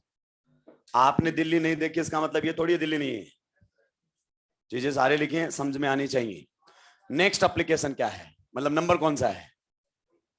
9 पहुंच गए क्या? 9, feasibility of acid base reaction. Feasibility of acid base reactions. Feasibility of acid base reactions. Next class के अंदर हम स्टार्ट कर देंगे बेसिक स्ट्रेंथ, और बेसिक स्ट्रेंथ में आपको एकदम मामला अलग देखने को मिलेगा। सीक्वेंसिंग अलग होगी, तरीका अलग होगा, और आंसर इतनी आसानी से निकलेंगे कि इतनी लंबी चौड़ी बातें पढ़ते थे, जरूरत नहीं पड़ी आपको, बड़ी आसानी से आंसर तक पहुंचेंगे हम। Feasibility of acid base reaction. देखिए, कोई एसिड बेस रिएक्शन, फिजिबिलिटी का मतलब है कि वो acid base reaction forward direction में जाएगी या नहीं जाएगी, हमें ये बताना है। क्लियर? और फॉरवर्ड डायरेक्शन में एसिड बेस रिएक्शन तभी जाती है जब वो स्ट्रॉन्ग एसिड से वीक एसिड की तरफ जा रही हो, या फिर स्ट्रॉन्ग बेस से वीक बेस की तरफ जा रही हो, या फिर एक बात और आप जानते हैं कि इक्विलिब्रियम किधर शिफ्ट होता है? स्टेबिलिटी की तरफ। लेस स्टेबल से क्या बन रहे हो? मोर स्टेबल, तो इक्विलिब्रियम वही जाएगा। तो फिजिबिलिटी का मतलब होता है by default forward direction. By default क्या होता है? Forward direction. अगर हमसे कोई पूछता है क्या ये केमिकल रिएक्शन फिजिबल है, तो हम फॉरवर्ड ही देखते हैं, बैकवर्ड नहीं देखते हैं। क्लियर? तो लिखिए, if reaction goes from strong acid to weak acid, if reaction goes from strong acid to weak acid, if reaction goes from strong acid to weak acid, or strong base to weak base, or strong base to weak base, or strong base to weak base, then it will be feasible. Then it will be feasible. Feasible का मतलब है तो वो reaction forward direction में जाएगी। यानी कि right left hand side में आपके क्या होने चाहिए? स्ट्रॉन्ग वाले, और राइट हैंड साइड में क्या होने चाहिए? वीक वाले। समझेंगे एक एग्जांपल के थ्रू, ध्यान से सुनना। मैंने आपको पहले भी बताया था एक एनायन के क्या क्या काम होते हैं। बताइए, एनायन का पहला काम क्या बताया था? डीप्रोटोनेशन। बिल्कुल एसिड बेस, लेकिन आप इसको ऐसे याद रखेंगे, डीप्रोटोनेशन। ये और भी आसान कर देगा चीज आपके लिए। मान लीजिए हमारे सामने प्रोपाइन दिया हुआ है, और आप सब जानते हैं प्रोपाइन के अंदर ये वाला जो हाइड्रोजन है ये एसिडिक है। क्वेश्चन की लैंग्वेज ऐसी सेट करेगा ना कि आपको पता नहीं चलने देगा कि आपको ये चीज आती है, और आप बता भी नहीं पाओगे। ऐसे सेट करता है, बोलेगा कि इस हाइड्रोजन को कौन कौन से बेस डीप्रोटोनेट कर सकते हैं। इस हाइड्रोजन को कौन कौन से बेस डीप्रोटोनेट कर सकते हैं, ऐसे क्वेश्चन सेट करता है। फिजिबिलिटी पर तो बहुत बार क्वेश्चंस आ चुके हैं, अब लैंग्वेज को बदलेगा। क्वेश्चन उसके पास फिक्स है, लैंग्वेज को घुमा घुमा के पूछेगा। मान लीजिए अगर हमारे सामने इसकी रिएक्शन किसके साथ करवाई गई है? सोडामाइड के साथ। आप जानते हैं सोडामाइड के अंदर कोई अमाइड फंक्शनल ग्रुप नहीं होता है। सोडामाइड के अंदर कोई अमाइड फंक्शनल ग्रुप नहीं होता है। क्वेश्चन ऐसे भी पूछ सकता है, क्या सोडामाइड प्रोपाइन को डीप्रोटोनेट कर सकता है या नहीं कर सकता है? अब इन सवालों के जवाब कहां से आएंगे? इन सभी सवालों के जवाब आएंगे कहां से? Feasibility of acid base reaction. ध्यान से सुनते रहना, तबियत से सुनते रहना मेरी बात को। बताइए, in this reaction it is behaving as acid, and in this reaction it is behaving as base. हाँ या ना? यस। बताइए, तो बेस क्या करेगा? इसके एसिडिक हाइड्रोजन को चुरा ले जाएगा। एसिडिक हाइड्रोजन कैसे हटता है? H+ बनकर या H- बनकर? आप बताइए, इसके काम का माइनस है ही नहीं, क्या काम का इसका है? प्लस। अगर इसको चुरा लिया इसके एसिडिक हाइड्रोजन को, तो बताइए एसिड का क्या बन जाता है? Conjugate base. तो ये तो हमारे सामने फॉर्मेशन हो गई है कॉन्जुगेट बेस की। बताइए Na+ is a spectator ion. आप जानते हैं इसका कोई काम नहीं है, no involvement in chemical reaction. और अगर अपन बात करें NH2- ने अगर H+ चुरा लिया तो क्या बन जाएगा? NH3। ये था बेस, और बेस का क्या बनता है रिएक्शन के अंदर? Conjugate acid. अब ये सोडामाइड इस एसिडिक हाइड्रोजन को चुरा पाएगा या नहीं चुरा पाएगा, ये तभी हम बता सकते हैं कि ये रिएक्शन फिजिबल है या नहीं है। अब एक साइड इधर एसिड है, एक साइड इधर एसिड है, एक साइड इधर बेस है, एक साइड इधर बेस है। अगर रिएक्शन स्ट्रॉन्ग से वीक की तरफ जा रही होगी तो रिएक्शन फिजिबल होगी, अगर ये रिएक्शन ऐसा नहीं कर रही होगी तो रिएक्शन फिजिबल नहीं होगी। क्लियर? आप मुझे बताइए, अगर हम एसिडिक स्ट्रेंथ का कंपैरिजन करें, किसका कंपैरिजन करें?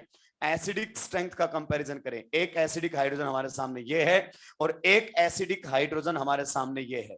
क्या ख्याल आता है दोनों एसिडिक हाइड्रोजन में से which hydrogen is more acidic, this one और दिस वन? जब एक ही पीरियड के एटम से जुड़ा हो तो मोर ईएन से अटैच्ड हाइड्रोजन ज्यादा एसिडिक होता है। क्लियर? तो यहां पर आप बताइए ये कार्बन कैसा है? sp, sp hybridised carbon sp3 nitrogen से, पूरा बोला करो, मैंने पढ़ाया था आपको मॉडिफाइड ईएन, sp3 नाइट्रोजन से ज्यादा इलेक्ट्रोनेगेटिव होता है। इसका मतलब एसिडिक स्ट्रेंथ का ऑर्डर ये है। यस, तो ये हमारे सामने आया है एसिडिक स्ट्रेंथ का ऑर्डर। किसका ऑर्डर है? Acidic strength. इट मींस ये जो एसिड हमारा है ये कैसा एसिड है? Strong acid. और ये एसिड हमारा कैसा है? Weak acid. Hence this chemical reaction is feasible. Soda amide इसको डिप्रोटोनेट कर सकता है, रिएक्शन फॉरवर्ड डायरेक्शन में जाएगी, परेशान होने की जरूरत नहीं है। सर वो आप कुछ बेस से भी बता रहे थे, बिल्कुल बेस से बता दें, क्या दिक्कत की बात है? देखिए एक हमारे सामने है NH2-, एक हमारे सामने है ट्रिपल बॉन्डेड कार्बन के ऊपर। आप जानते हैं बेसिक स्ट्रेंथ को अगर आप कंपेयर करना चाहते हैं तो देखो दोनों सेम पीरियड के हैं कि नहीं है? यस, तो आसानी से इलेक्ट्रॉन वो देगा जिसकी एन क्या होगी? कम।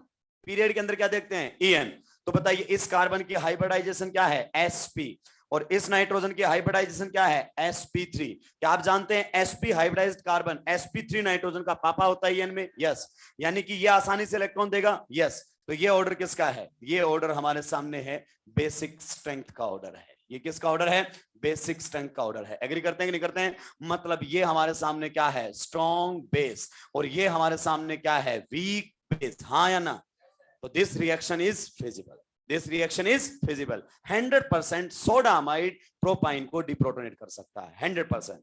फिर वो बोलेगा अच्छा ये बात तो तूने बता दी, फिर बता हाइड्रोक्साइड आयन डिप्रोटोनेट कर पाएगा या नहीं कर पाएगा? तो आपको वहां पर ज्योतिष विद्या नहीं लगानी है, क्या करना आपको? रिएक्शन देखनी पड़ेगी। आप ये पूछना चाह रहे हो, चलिए इस पर भी चर्चा कर लेते हैं। किसके बारे में बोला है? Hydroxide ion. तो रिएक्शन किसके साथ करवानी पड़ेगी? एनीवे सोडियम हाइड्रोक्साइड ले लें। यस, अगर ये रिएक्शन हमारे सामने हुई तो देखिए किस प्रकार से, अगर ये H हटा तो ये किसकी तरह बिहेव कर रहा है रिएक्शन में राइट नाउ? एसिड। और ये किसकी तरह बिहेव कर रहा है रिएक्शन में राइट नाउ? बेस। अगर आपने यहां से H+ को हटा दिया तो ये क्या बनकर आ जाएगा? Conjugate base. और यहां से अगर इसने H+ को चुरा लिया तो ये क्या बनकर आ जाएगा? Conjugate acid. तो ये हमारे सामने बनकर आ गया है कॉन्जुगेट बेस, और ये हमारे सामने बनकर आ गया है कॉन्जुगेट एसिड। बताइए क्या ख्यालात आपके, क्या ये रिएक्शन फिजिबल है? इधर देखिए एसिड कौन है? ये, और इधर एसिड कौन है? ये। बताइए इन दोनों में से अगर हम एसिडिक स्ट्रेंथ का कंपैरिजन करना चाहें तो which one is stronger acid? Same period के हैं। यस, ये कार्बन कैसा है? sp, और ये ऑक्सीजन कैसा है? sp3। sp3 ऑक्सीजन आज भी इस sp हाइब्रिडाइज्ड कार्बन का En में पापा है कि नहीं है?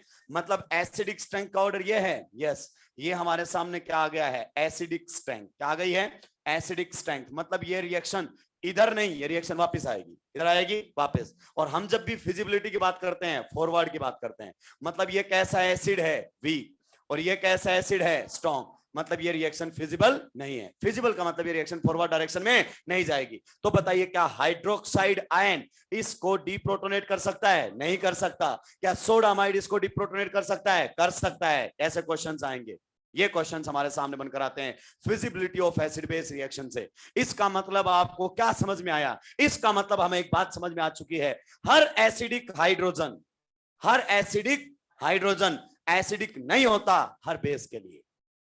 समझ में आया? ये वाला हाइड्रोजन एसिडिक है NH2- के लिए, ये वाला हाइड्रोजन एसिडिक नहीं है OH- के लिए। You got the point? छापिए, आगे बढ़ूंगा।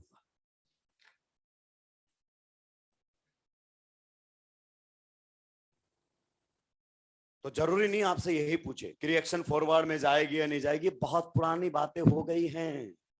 अभी अगली क्लास में देखना बेसिक स्ट्रेंथ में कितने नए नए वर्ड्स आपको सुनने को मिलेंगे। ऐसा पूछता है, बताइए कौन किसको डिप्रोटोनेट कर पाएगा या नहीं कर पाएगा? बच्चे को हवा ही नहीं लगती, क्वेश्चन आया कहां से? हर एसिडिक हाइड्रोजन एसिडिक नहीं होता है हर बेस के लिए।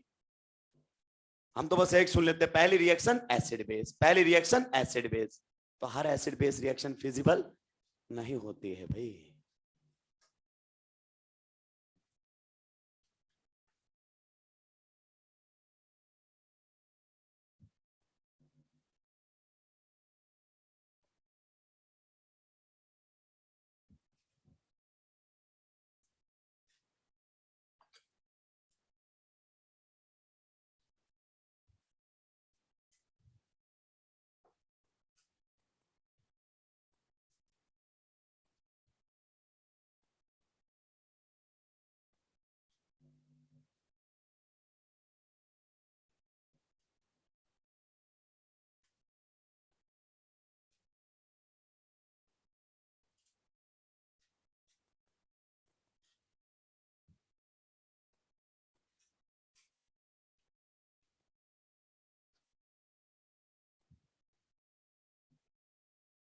सल्टा दिया है क्या?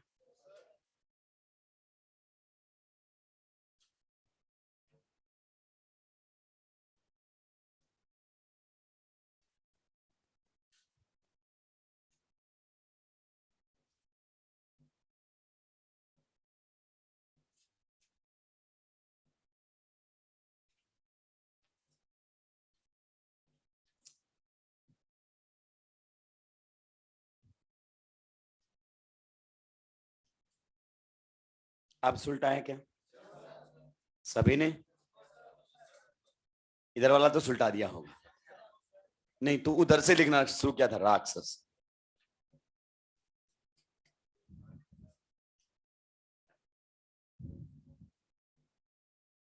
चलिए, अब ये वाले क्वेश्चंस भी आपको बहुत सादा देखने को मिलेंगे। HA रिएक्शन करवाई जाती है NaHCO3, क्या बोलते हैं इसको? सोडियम हाइड्रोजन कार्बोनेट या सोडियम बाइकार्बोनेट। क्लियर? आप जानते हैं ऐसी रिएक्शंस बहुत आपको देखने को मिलने वाली है। यहां पर अगर आप रिएक्शन करवाते हैं तो बताइए ये किसका रोल प्ले कर रहा है? एसिड। और ये किसका रोल प्ले कर रहा है? बेस। है कि नहीं है? यस। आप बताइए ये एसिड अगर इसको H+ टिका दे, अभी तो बहुत सारों को समझ में नहीं आता है बेस है कहां पर। ये देखो ऐसे है जनाब, Na+ और HCO3-। अब तो दिखाई दिया होगा कि ये बेस है। क्या है? बेस। आसानी से H+ एक्सेप्ट कर सकता है। यस। अब सुनना ध्यान से, अगर इस एसिड ने इसको अपना H+ टिका दिया तो आप बताइए ये तो किस में कन्वर्ट हो जाएगा? ये तो कन्वर्ट हो जाएगा कॉन्जुगेट बेस में। इसका तो बन जाएगा कॉन्जुगेट बेस, और इसका क्या बन जाएगा? Conjugate acid H2CO3। ये हमारे सामने बनकर आ गया कॉन्जुगेट एसिड। एग्री करते हो कि नहीं करते हो? और आप जानते हैं जो H2CO3 आपने बनाया कार्बोनिक एसिड, ये क्या होता है? अनस्टेबल। ये खुद ही डिसोशिएट हो जाता है। किसके अंदर? टूट जाता है H2O में और साथ में CO2 में। तो यहां से CO2 गैस रिलीज होगी। यस। आप बताइए CO2 गैस रिलीज यहां से एसिड से होती है या बेस से? बेस से रिलीज होगी कि एसिड से? यहां से रिलीज होगी। इसने तो केवल अपना क्या दिया है? H+। यही तो कन्वर्ट हुआ है H2CO3 के अंदर, और यहीं से गैस रिलीज हुई है। तो गैस हमेशा ही एसिड बेस रिएक्शन में कहां से रिलीज होती है? बेस से रिलीज होती है। आप जानते हो कार्बन पर स्टार स्टार बना के देगा आपको कंफ्यूज करने के लिए। हम कंफ्यूज होने वाले ही नहीं है। क्लियर? आप बताइए ये रिएक्शन फिजिबल कब होगी? ये रिएक्शन फिजिबल कब होगी? ये रिएक्शन फिजिबल तब होगी सब जब ये HA एसिड क्या होगा? H2CO3 से स्ट्रॉन्ग होगा। होगा कि नहीं होगा? ये क्या हो हमारे सामने? Acidic strength. ये किसका ऑर्डर हो? Acidic strength. लेकिन सर आप समझ नहीं रहे। क्या नहीं समझ रहा हूं मैं? दिक्कत ये है कि आज तक आपने इस एसिड का नाम भी नहीं लिया है। इस एसिड का आपने नाम भी नहीं लिया है। अभी तक जो रिएक्शंस आपने दो करवाई उसमें हमें पता था कौन सा स्ट्रॉन्ग कौन सा वीक। लेकिन ये जो एसिड आप लेकर आए हैं इसमें आपने एसिड का कहीं नाम तक नहीं लिया है। हमें पता ही नहीं है ये एसिड किससे स्ट्रॉन्ग है और किससे वीक है। तो फिर हम कंपैरिजन कैसे कर सकते हैं? हम कैसे फिजिबिलिटी के बारे में बताएंगे? बिल्कुल सही आपने सवाल पूछा है। हम इसको अपने किसी ऑर्गेनिक एसिड से रिलेट करते हैं ताकि हम देख सकें कि ये किसी से स्ट्रॉन्ग रहेगा या वीक रहेगा। ध्यान से सुनना, हमारे सामने होता है पैरानाइट्रोफिनॉल। क्या होता है? पैरानाइट्रोफिनॉल। ध्यान से सुनते रहना, दिस इज पैरानाइट्रोफिनॉल। पैरानाइट्रोफिनॉल से ये हल्का सा ज्यादा एसिडिक होता है, हल्का सा। जब ये साइन लग जाए ना इक्वल वाला, मतलब एसिडिक स्ट्रेंथ में कोई खास डिफरेंस नहीं है। तो ये हल्का सा इससे ज्यादा एसिडिक होता है आपका H2CO3। लेकिन अगर अपन बात करें 2,4 डाइनाइट्रोफिनॉल, एसिडिक स्ट्रेंथ में इसका क्या होता है पापा, इससे वीक होता है और इससे थोड़ा सा ज्यादा होता है। आज के बाद आपको इस नजर से देखना है, जब भी आपको पता करना हो, जब भी आपको क्या करना हो, पता करना हो कि कोई एसिड इससे स्ट्रॉन्ग है या वीक है, तो आपको ये नहीं सोचना दिमाग में, आपको सोचना है पैरानाइट्रोफिनॉल। अगर कोई एसिड पैरानाइट्रोफिनॉल से ज्यादा एसिडिक है तो वो इससे भी ज्यादा एसिडिक होगा। अगर कोई एसिड पैरानाइट्रोफिनॉल से कम एसिडिक है तो वो फिर इससे भी क्या होगा, कम एसिडिक होगा। You got the point. ये हमारे सामने मामला चलने वाला है। अब मैं आपको कुछ एसिड्स के कंपैरिजन आपको यहां पर बताने वाला हूं, ध्यान से सुनना, रटना नहीं है। ये मत बोलना सर कि ये सीरीज याद करनी है, क्या बहुत सारी चीजें पहले समझा चुका हूं। देखिए हमारे सामने सल्फोनिक एसिड गजब का एसिडिक होता है कि नहीं होता है, यस। इसके अंदर कितनी इक्विवेलेंट आरएस बनी थी, 3 बनी थी कि नहीं बनी थी। और अपन जानते हैं पिक्रिक एसिड भी, पिक्रिक एसिड भी कार्बोक्सिलिक एसिड का क्या होता है एसिडिक नेचर में पापा, ज्यादा एसिडिक होता है कि नहीं होता है, यस। ये हमारे सामने आ गया पिक्रिक एसिड, और ये वाला भी थोड़ा सा ज्यादा एसिडिक रहता है कार्बोक्सिलिक एसिड से 2,4। हालांकि इससे कोई फर्क पड़ने वाला नहीं है, समझना। ये वाला भी एसिडिक नेचर में थोड़ा सा ज्यादा एसिडिक होता है कार्बोक्सिलिक एसिड से, क्लियर। फिर हमारे सामने आने वाले हैं कौन, कार्बोक्सिलिक एसिड RCOOH। इनसे कोई फर्क नहीं पड़ेगा, कोई भी फर्क नहीं पड़ेगा कि ये इससे ज्यादा है या कम है, क्योंकि ये आपके क्वेश्चन को अफेक्ट करने वाला ही नहीं है।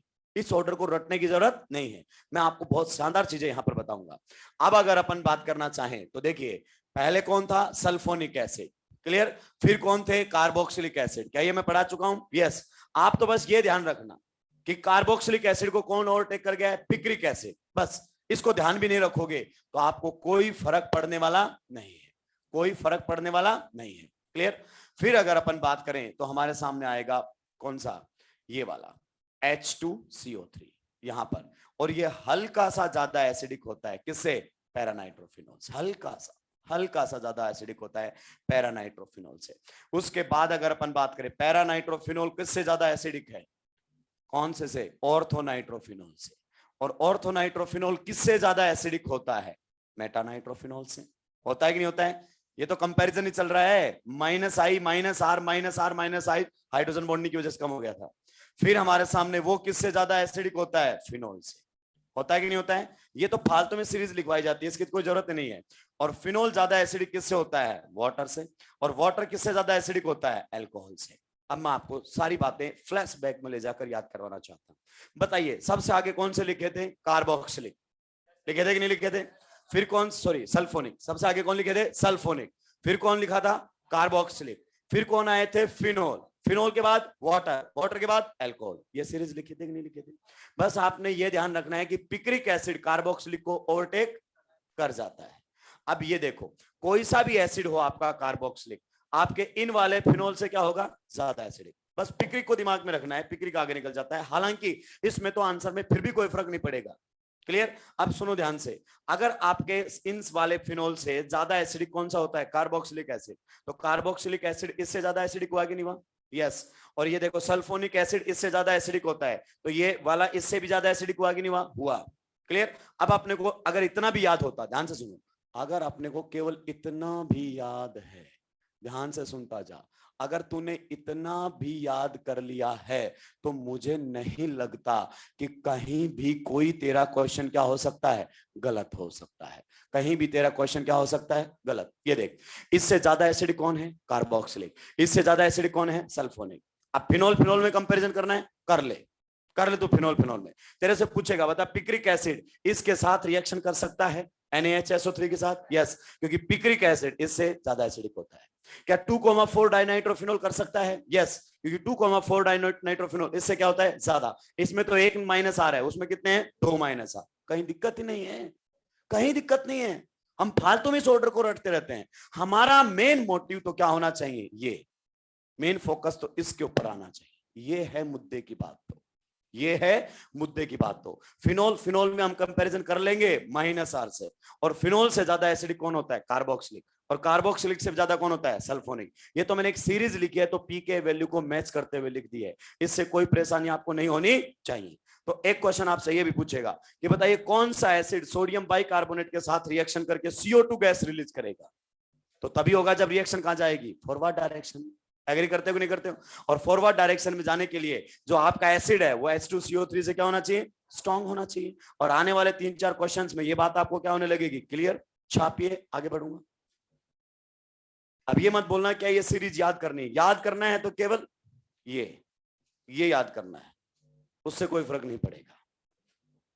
आज के बाद H2CO3 यानी कि कार्बोनिक एसिड का कंपैरिजन किससे होगा, पैरानाइट्रोफिनॉल से। हमारे दिमाग में ये आना ही नहीं चाहिए, हमारे दिमाग में क्या आना चाहिए, पैरानाइट्रोफिनॉल। और फिनॉल से ज्यादा एसिडिक कौन होते हैं, कार्बोक्सिलिक एसिड। और कार्बोक्सिलिक एसिड से भी ज्यादा एसिडिक कौन होते हैं, सल्फोनिक एसिड। और इनसे भी ज्यादा एसिडिक की अगर आप बात करो तो बाकी जो आपके इनऑर्गेनिक के एसिड हैं वो तो बहुत स्ट्रांग होते हैं भाई। लाइक HNO3 खतरनाक एसिडिक है, लाइक H2SO4, लाइक अगर अपन बात करें HCl, लाइक अगर अपन बात करना चाहें HBr, लाइक अगर अपन बात करें HI। और ये स्टेरिक एसिड हालांकि इसकी कहीं कोई जरूरत पड़ने वाली नहीं है, कहीं कोई जरूरत नहीं पड़ती इसकी, ये भी खतरनाक एसिडिक होता है, सल्फ्यूरिक एसिड के आसपास पहुंच जाता है इसका एसिडिक नेचर, क्लियर। हालांकि कभी कोई बात करेगा नहीं। और कई बार इस बार जेईई मेंस ने तबाही मचा दी इस वाले पॉइंट पर, ये दिया। हालांकि फिजिकल की अगर आपको नॉलेज है तो ही आप इसको हैंडल कर पाओगे। नीचे वाला क्या लिखा हुआ है, it's a salt of weak base strong acid, है कि नहीं है। अगर आप इसको तोड़ोगे तो ये क्या बनकर आएगा, इसको इस नजर से देखो, किस नजर से देखो, ये अमीन है और साथ में क्या है HCl, ऐसे नजर से देखो। और HCl बहुत स्ट्रॉन्ग एसिड होता है, ऑर्गेनिक एसिड टिकते भी नहीं है। हमारे जो ये एसिड चलते हैं ना इनकी पीके वैल्यू 0 या 1 के आसपास आएगी, और HCl की पीके वैल्यू -7 है, टिकते ही नहीं है HCl के सामने। ये HCl is a very strong acid, inorganic acid है, मिनरल एसिड बोलते हैं इनको, टिकते नहीं ऑर्गेनिक एसिड इनके सामने कभी भी।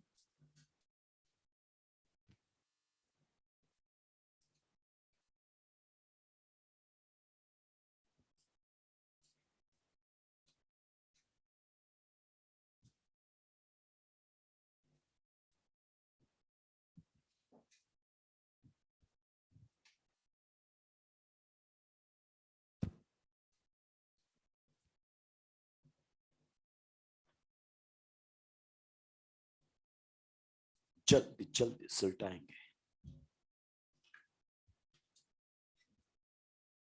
क्या हुआ, क्लास तो चलती रहेंगी।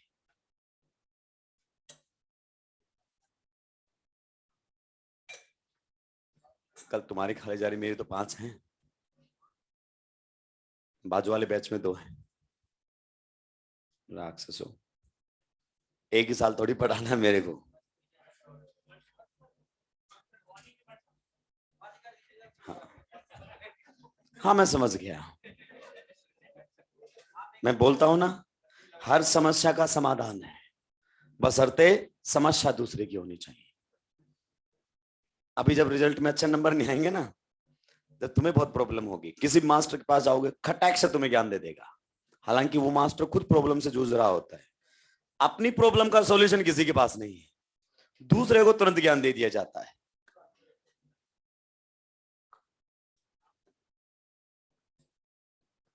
जीवन संघर्ष है, नहीं इतना दर्द है ही नहीं मेरे पास, मैं दर्द उतना ही पालता हूं जो जेल से हूं। हाँ टाइम पे मिल जाता है।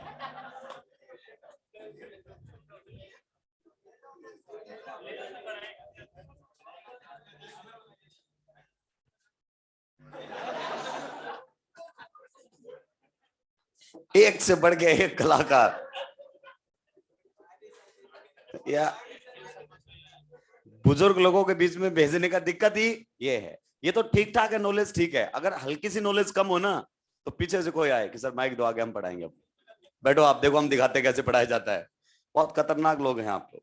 सल्टा दिया है क्या, अब इस सीरीज को रट्टा मारने की जरूरत नहीं है, ये सारे इनऑर्गेनिक एसिड हैं और ये एसिडिक स्ट्रेंथ में ऑर्गेनिक एसिड्स के क्या होते हैं, पापा, बहुत खतरनाक एसिडिक होते हैं भाई। क्लियर?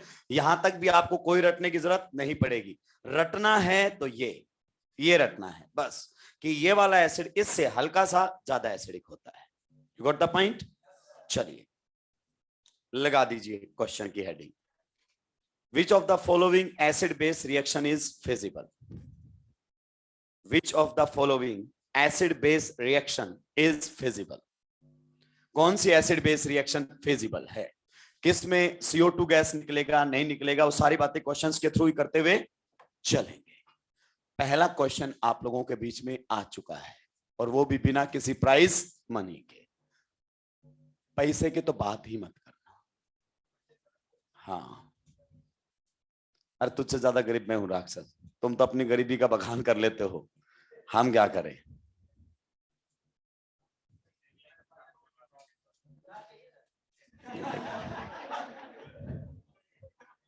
हाँ तो हाथ जलील करते हैं।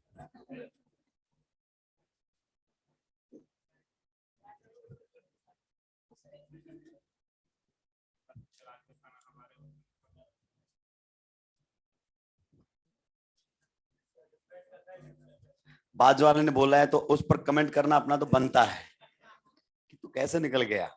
और वो नहीं करता है ना कोई, तो बाजू वाला उकसाता, उसको कौन ही मारता? क्या भाई बोल, अब तेरा नंबर है, तूने बोला नहीं, ऐसा मुझे अच्छा नहीं लगा।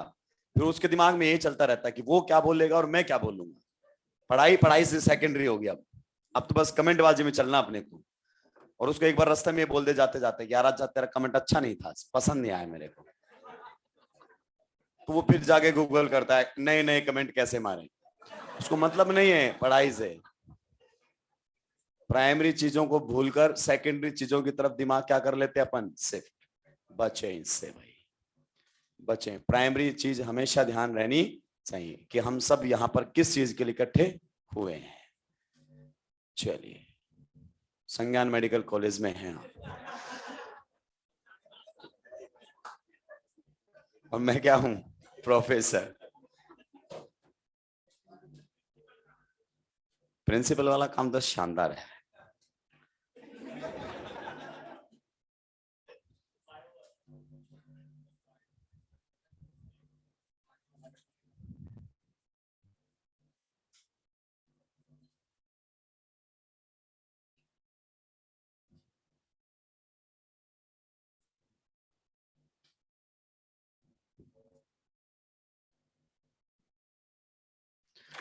लीजिए, पहले कुछ क्वेश्चंस आप लोगों के सामने लिखे हुए हैं, इनके जवाब देंगे फिर आगे बढ़ेंगे। ये ऑनलाइन वाले कह रहे सर हमारी भी सुन लो।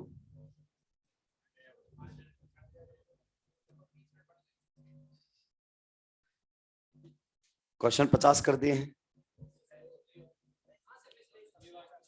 पिछले साल जैसा है, तो पिछले साल जैसा है तो एक्सपीरियंस का फायदा उठाएं। उसने पेपर को आसान बनाया था, तुमने क्या बना दिया, मुश्किल। क्योंकि अपनी मेंटालिटी है कि खरीदे ना खरीदे देख तो लेते हैं यार एक बार, और यही हमने पेपर में किया। चलते चलते भी हो चुके हैं 45, फिर भी पढ़ता हुआ गया उन 5 को भी कि देख तो लू कैसे पूछे हैं कि ओ 45 भी हो गए, ये 5 भी आते थे मेरे को। तो उनको पढ़ने में जो टाइम लग रहा वो इंपॉर्टेंट नहीं है। तो इस बार टाइम मैनेजमेंट ढंग से करना। उसको भी इस बात का एहसास हुआ कि बच्चे के पास बाद में फिजिक्स करने का टाइम ही नहीं मिला, 10 क्वेश्चन फालतू में पढ़ के चला गया वो।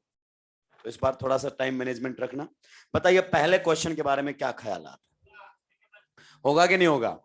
अब ऐसा नहीं है कि यही दिमाग में चलता रहे, जो रिएक्शन दी उस पर बात करो। यहां पर ये कौन है, फिनोल। मैं तो यहीं से बता सकता हूं, तुम पूरी रिएक्शन लिखना। इसका कॉन्जुगेट एसिड क्या बनेगा, वाटर। और वाटर का एसिडिक स्ट्रेंथ से ज्यादा एसिडिक स्ट्रेंथ किसका होता है, फिनोल का। पापा एसिडिक स्ट्रेंथ में है कि नहीं है? तो this chemical reaction is feasible, forward direction में दौड़ेगी। अब आपको यहां पर इसका कॉन्जुगेट एसिड कौन है बताइए। इसका कॉन्जुगेट एसिड कौन है, H2CO3। ये नहीं सोचना है, पैरानाइट्रोफिनोल। पैरानाइट्रोफिनोल कोई सा भी हो, है तो फिनोल ही ना। और फिनोल से ज्यादा एसिडिक कौन होते हैं, कार्बोक्सिलिक एसिड, है ना। तो ये भी रिएक्शन फॉरवर्ड डायरेक्शन में दौड़ेगी। और क्या इस रिएक्शन के अंदर CO2 गैस रिलीज होगी? Yes definitely, CO2 gas will be released in this reaction. ये हमारे सामने बन जाएगा बेस, और यहां से बनकर आएगा H2CO3। फिर यही H2CO3 क्या रिलीज कर देगा, CO2 गैस। तो कई बार हमसे ये भी पूछेगा कि बताइए CO2 गैस कहां से रिलीज होगी, इस कार्बन पर स्टार लगाएगा, उस कार्बन पर स्टार लगाएगा। In this reaction it is acting as acid and it is acting as base, base से गैस रिलीज होती है ना। तो ये वाला कार्बन जो आपका है, ये वाला कार्बन ही किसके अंदर बाहर निकलेगा, गैस के फॉर्म में बाहर निकलेगा CO2 में, है ना। चलिए नेक्स्ट क्वेश्चन के बारे में क्या ख्यालात है, क्या ख्यालात है, होगा कौन बनेगा, वाटर, और वाटर का पापा है एसिडिक नेचर में कौन, carboxylic acid. Yes this reaction is feasible.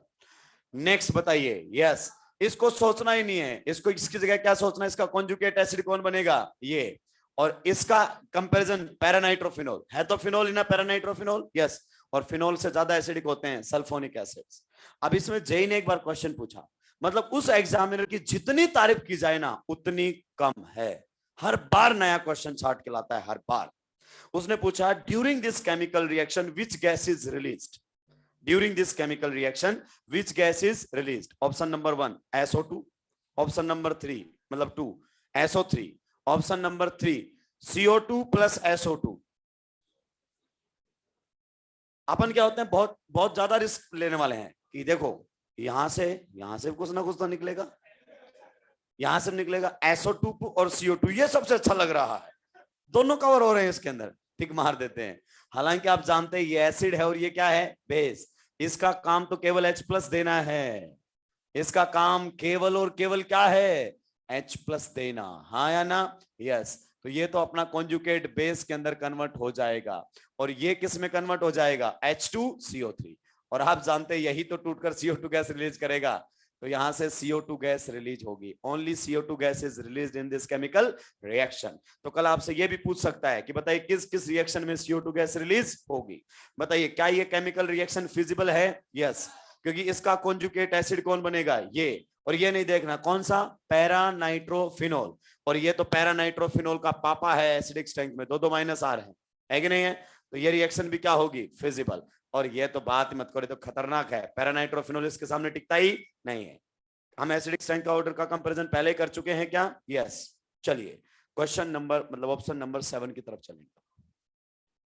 इतना भी धीरे मत चापो भाई,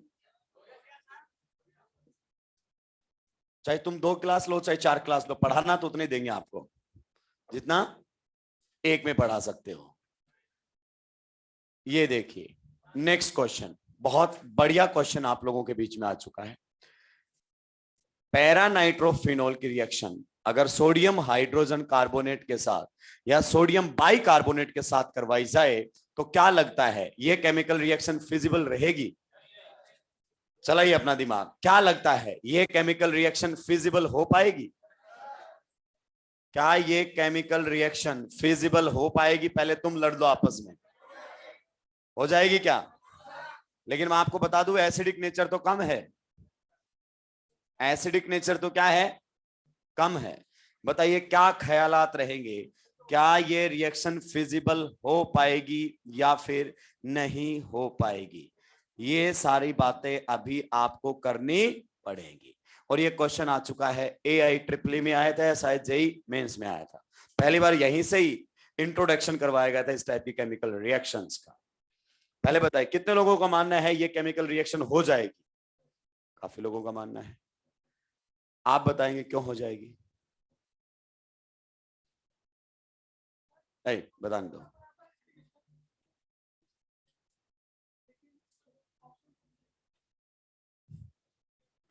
मतलब तुझे इसका आंसर याद है, yes that's the correct answer, कि सर मुझे पता है ये रिएक्शन होगी, आंसर याद है क्योंकि ये प्रीवियस ईयर का क्वेश्चन है, इस पर पहले बात हो चुकी है, तो हो तो जाएगा, क्यों होगा बताओ।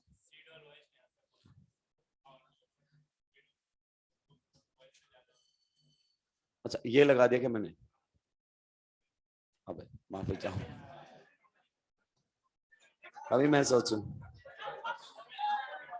नहीं नहीं नहीं अब बताना है, प्रिंटिंग मिस्टेक, अब बताओ, अब बताओ ये रिएक्शन हो जाएगी क्या, तभी मैं सोचूं, हो जाएगा क्या, कितने लोगों का मानना है रिएक्शन हो जाएगा, अभी हाथ कम हो गए, आप बताओ क्यों।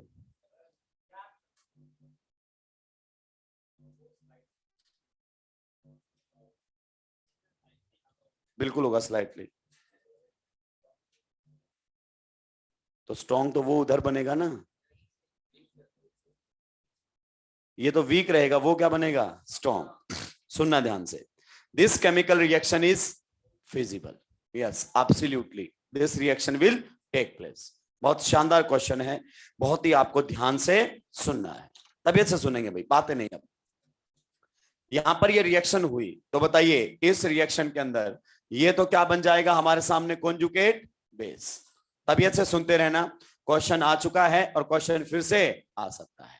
ये बनेगा H2CO3। अगर अपन बात करना चाहें एसिडिक नेचर की तो नो डाउट पैरा नाइट्रोफिनोल से ये स्लाइटली ज्यादा एसिडिक होता है, slightly, but the difference is very less. The difference is very less. जब दो एसिड्स की एसिडिक स्ट्रेंथ के अंदर जो डिफरेंस होता है वो बहुत ही कम होता है, मतलब ना के बराबर होता है, तो उनके बीच में इक्विलिब्रियम सेटअप हो जाता है। क्या सेटअप हो जाता है? इक्विलिब्रियम। उम्मीद करता हूं आपने इक्विलिब्रियम चैप्टर में पढ़ा होगा। If there is minor difference in acidic strength then equilibrium setup हो गया, और अगर रिएक्शन के अंदर इक्विलिब्रियम सेटअप हो गया तो फिर इस रिएक्शन को होने से कोई रोक नहीं सकता। क्यों बताइए? क्योंकि अगर इक्विलिब्रियम सेटअप हो गया तो जो आपका ये बना है ये खटैक से टूटेगा, किसमें? H2O में।